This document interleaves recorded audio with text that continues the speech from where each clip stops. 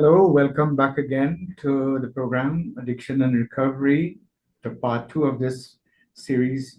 We have been speaking about the addiction to gambling. In Trinidad and Tobago, there has been an increase in the amount of instances, and I am seeing a lot of people now who are presenting in my practice here with problems related to gambling. And we have been talking about some of the symptoms. Just to continue in that vein, another symptom of gambling is a person who used to be very reliable, trustworthy, honest, and all of that. Now, because of the gambling, they have to start becoming very secretive. They start telling lies. They start lying about things that are very trivial as well, and they become very irritated when they are, you ask them any question, where are you going? Where were you? Or anything like that. They become very defensive and even argumentative. Now, in addition to the fact that they are a lot of times they're very irritable because of the nature of gambling. A lot of gamblers will tell you off the top of the head every time they win. They could relate stories how they put a small bet and they were able to win such a big amount. But they don't ever speak about when they lost. And by there's a formula in mathematics to calculate probability. The probability of really winning the lotto is is is less likely than having lightning hit you twice. You understand? It is so remotely probable for a person to really win the lotto. And if we look at it another way, the fact that the National Lotteries Control Board makes so much money that they declare at the end of the year the, that somebody has to be losing this money. And of course, if you are investing your money there, it has to be you. There's no way that any gambler can win against the bank, as we say, continuously. At some point, once you continue to gamble, you will end up losing. If you have the discipline to win a big amount and stop and don't ever go back to gamble, then maybe you can say, well, yes, I have profited from gambling. But the problem with that is even the beginner who wins big, he's now enticed. And there's a powerful motivator for him to bet again. And I've seen that happen with so many people. And some will even tell you that the devil allows you to win in the beginning so he can, you can get caught into that vortex of gambling.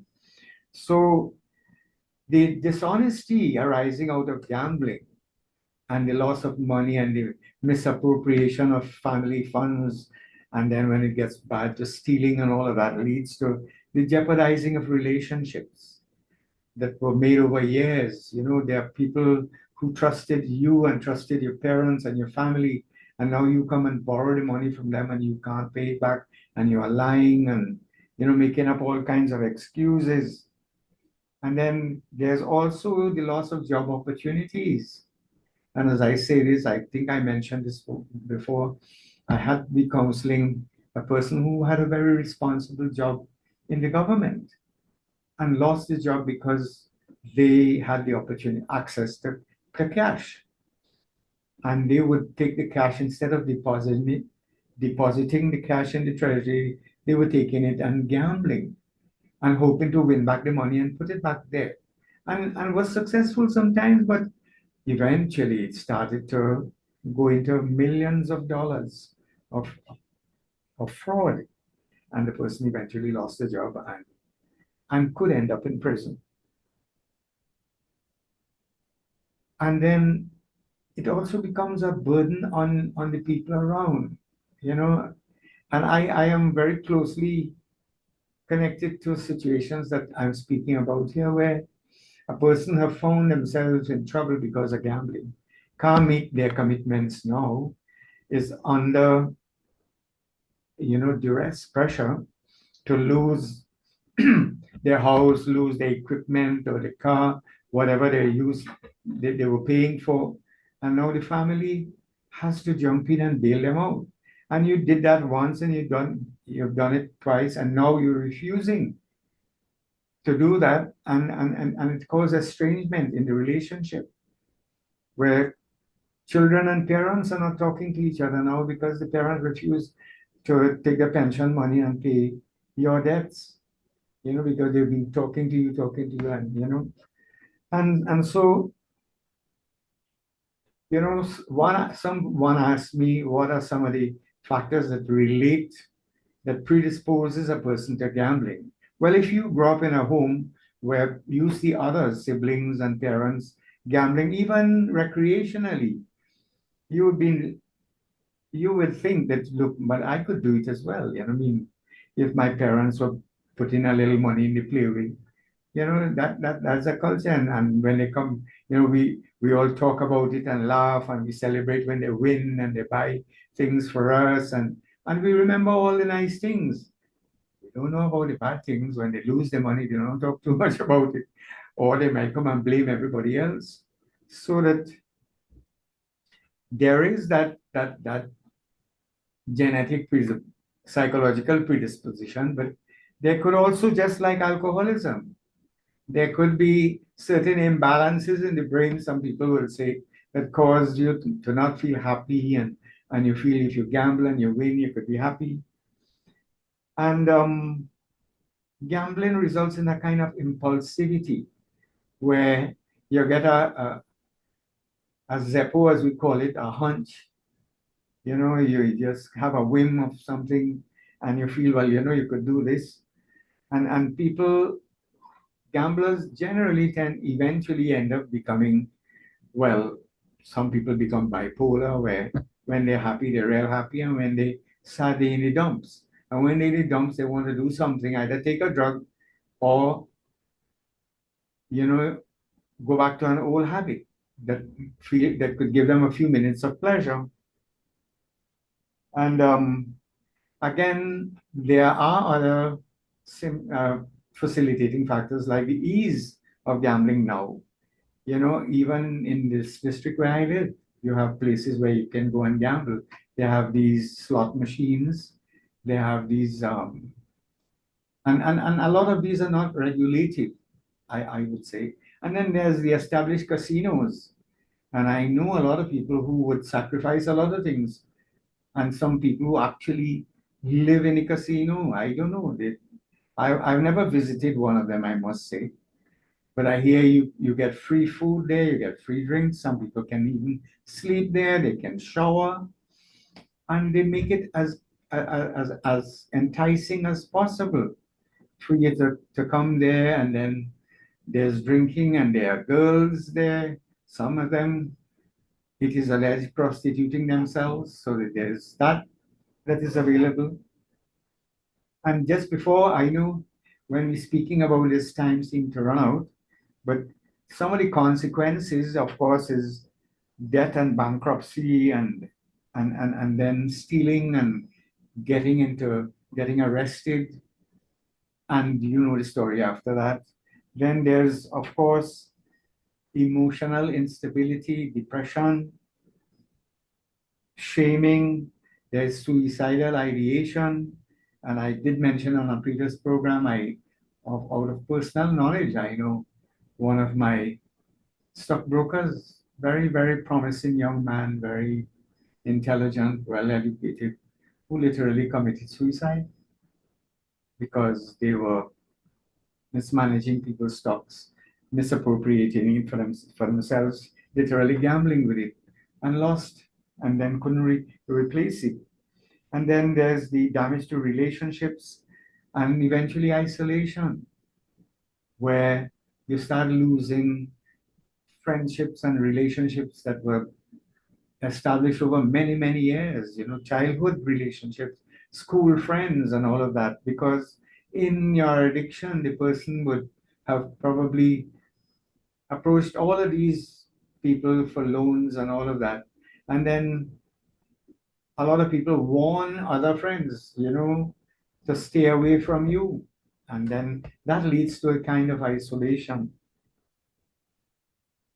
Of course, it leads to very poor performance on jobs and all of that, because I know a lot of people who work all day, gamble all night, are not resting properly.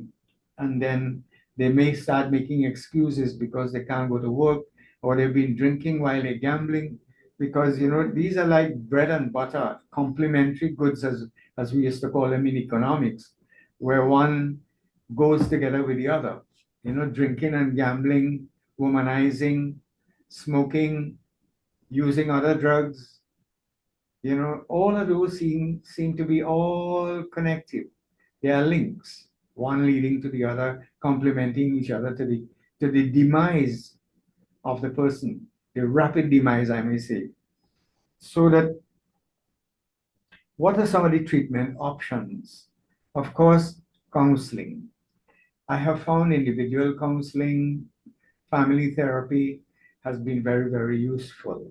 I have actually worked with a number of families. Eventually, the person will, under duress, admit that, look, I spent out all the money. I went and took a loan that I didn't tell the spouse about, the wife. And then she found out. And some people, eventually, if they're paying attention, they will know. Because gamblers tend to want to boast and brag when they win. So if you're winning, you know they're gambling. And you also know, if you are not an enabler, you will know that the person is also losing money and you need to pay attention. If you yourself is not a gambler, and there again, family members encourage other family members to become involved, especially husbands encourage wives, you know, so that they take them to the casino and give them a little amount to go and bet, and they get hooked as well. And now when wife and husband is hooked, well, nobody can't really correct the other one, and they both will go down together. And the children do not have the kind of say, sometimes, most of the times, to even stop them from going down that precipice. So counseling is very useful, because in the counseling, you get the person to, maybe at the first or second session, to admit the extent to which the problem has reached, how much they are owing people. And you need to sit down with them and work out a financial strategy alongside the program of recovery, counseling them as to how to avoid that first bet one day at a time, introducing them to the 12-step program as is used in Alcoholics Anonymous, Narcotics Anonymous.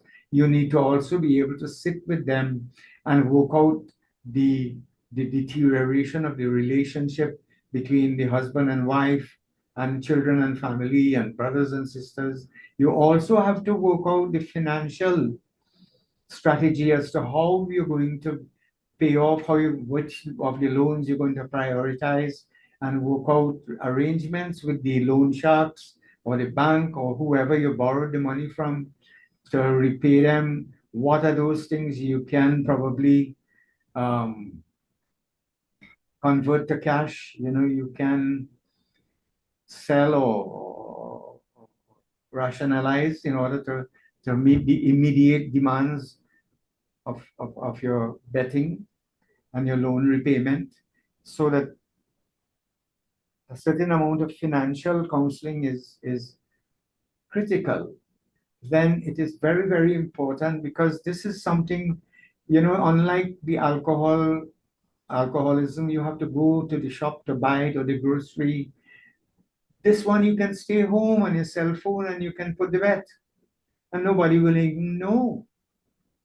So that it is critical that a gambler find a support group, because they will probably have to be attending meetings every day online. Whenever they get the urge, they must have somebody to speak to help them to get over that, to counsel them. So there are some of these addictions, like prescription pill addiction and all, which is similar, where it is not easy for people around to supervise and to really help to deter the addicted person from engaging in the activity. So that it is critical that there's a certain amount of family therapy that is necessary, because the family members need to be educated as to what is involved here, what they need to look for, how to be supportive, that blaming and quarreling and threatening has not worked. And to be able to be supportive, they have to understand the nature of this problem that they are dealing with.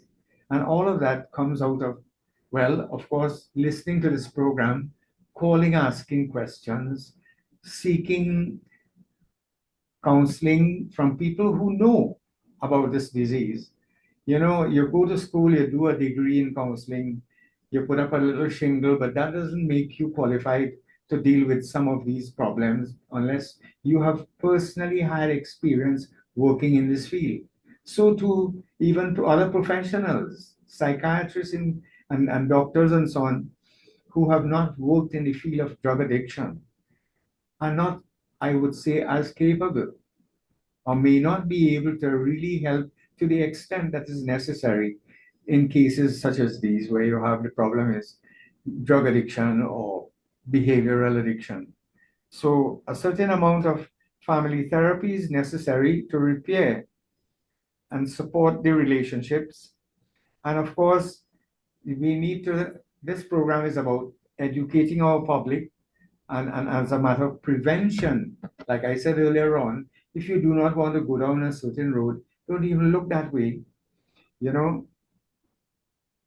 And the thing is, it just like we advise people who have an alcohol addiction to stay away from people, places, and situations where the drug is available, so too the gambling addict has to resolve to himself that I am going to stay away from the casino. I'm going to stay away from those places where they have the slot machines and all of that. He has to, or she has to, deliberately do that, and of course stay away from the websites, because I know some people who shadow gamble. You know, I'm glad I remember to speak about that, because they're not gambling, they want to stop, or they say they're going to stop, and yes, they don't want to lose any more money or get into more trouble, but secretly in their mind, they put in a bet in their mind, you know, and saying, all right, let me see if I had bet on number 21 today, if I would win any play there. And you know, when you do that, and you see 21 won, now you're kicking yourself in the butt and say, boy, you see, I listen to these people. I listen to Mr. Dwarika, and look, I could have won back all my money this morning, you know, and start blaming everybody else. It is a kind of fantasy where I am actually not putting in the money, but I'm still going through the paces. The same thing happens with people who have stopped drinking alcohol, but they go in and taking non-alcoholic beverages. They're still liming with the fellas in the River Lime with and who drinking and the sublimating by drinking Malta and all of that. And for people like those, it's just a question of time when they'll go back into, you know, they'll go full blown into a relapse again, whether it be gambling or drug addiction. So that again, you know, it was a refreshing thing to hear the government is deciding to change the policy and restrict the age for gambling. I'm just concerned whether they could actually police it and enforce it, because having laws on the book, you know, and statutes, and not being able to implement them and to effectively execute and police them is really a waste of time. But yes, there's mention to raise the gambling age to 25. That should offer some amount of relief, in that a person at 25 is supposed to be a little more educated and mature to make better decisions than an 18-year-old when it comes to gambling. And yeah, of course, they can by regulation, limit the opportunities to gamble. You know, the government can decide whether they want to limit gambling online to knock off all of those people who can stay in the secrecy of their home and literally pauperize their entire family, reduce their family to, to, to poverty, you know, by these online opportunities they have to gamble. However, as I say this, you know, I mean, I am aware, having counseled so many people, sometimes you restrict them, you take off the internet, you take away their phone, but they ask friends to do it for them.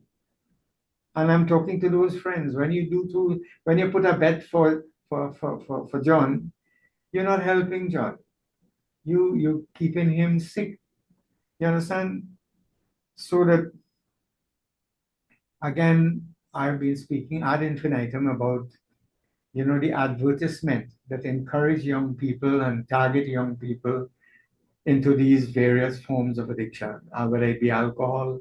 I know they don't advertise cocaine and marijuana use on television, but alcohol is advertised, cigarettes is advertised, and some of these things you don't really have to advertise on the television. And as I say that, I want to again recognize the valuable policy position that this radio station has taken, this radio and television station, in that they do not advertise any of these uh, inappropriate behaviors and advertise alcohol and cigarettes on this station.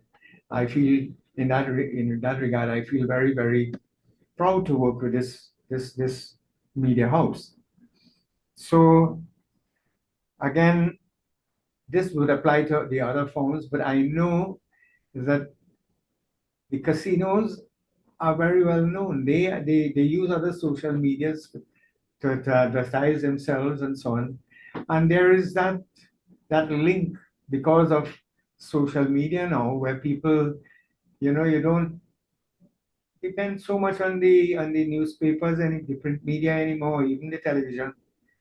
Most of the advertising for all of these things now is being done, and the conversations are happening on WhatsApp and all the other media, you know, the online platforms, so that at the end of the day, it boils down to the individual has to come to the point where they have to want to do something about their addiction.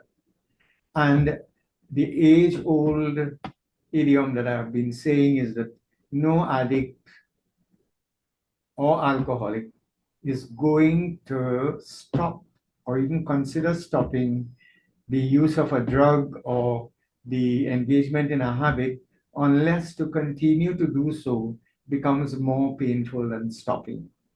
So that sometimes we have to allow the alcoholic, the gambler, and everybody to hit crisis, or bring up the crisis to hit them early by confronting them and refusing to bail them out and all of that, allowing them to suffer the consequences of the behavior. And then also educating ourselves on the resources that are available and how to access them.